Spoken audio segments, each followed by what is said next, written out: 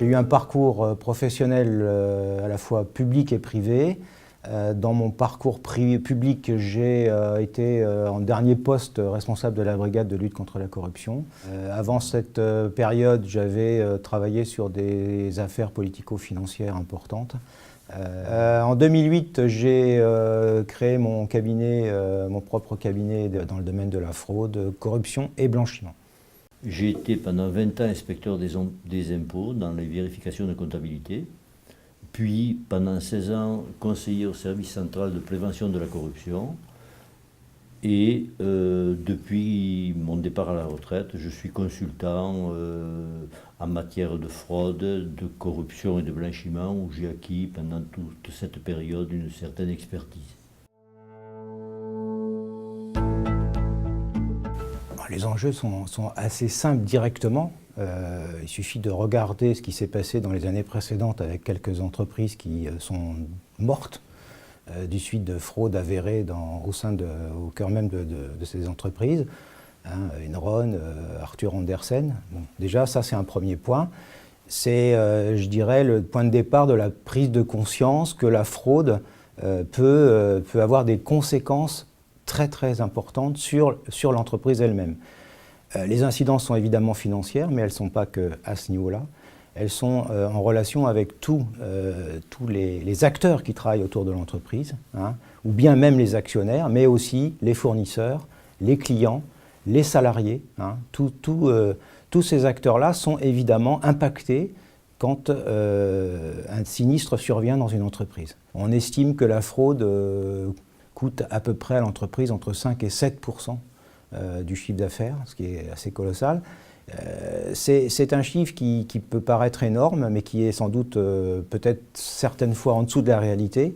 En tout cas, ce qui est important, c'est que les entreprises et les entrepreneurs n'ont pas forcément conscience du volume de ce chiffre-là et du montant de ce chiffre-là. Et quand une entreprise ou un entrepreneur prend conscience de ce chiffre-là, en termes de risque, sa stratégie va être totalement différente. Parce que, évidemment, si vous réduisez ne serait-ce que de 50% à 5%, vous gagnez 2,5 points sur le chiffre d'affaires. Et c'est tout à fait énorme.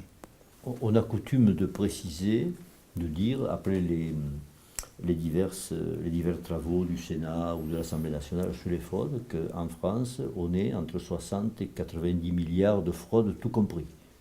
L'Europe, c'est plus de 1000 milliards.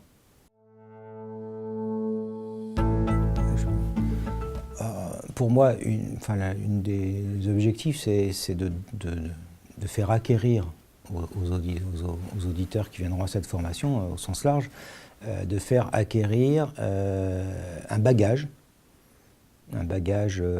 tant théorique que concret, que pratique, qui effectivement les fasse réagir par rapport à des situations qu'ils vont voir, qu'ils vont observer dans leur entreprise, dans leur organisation.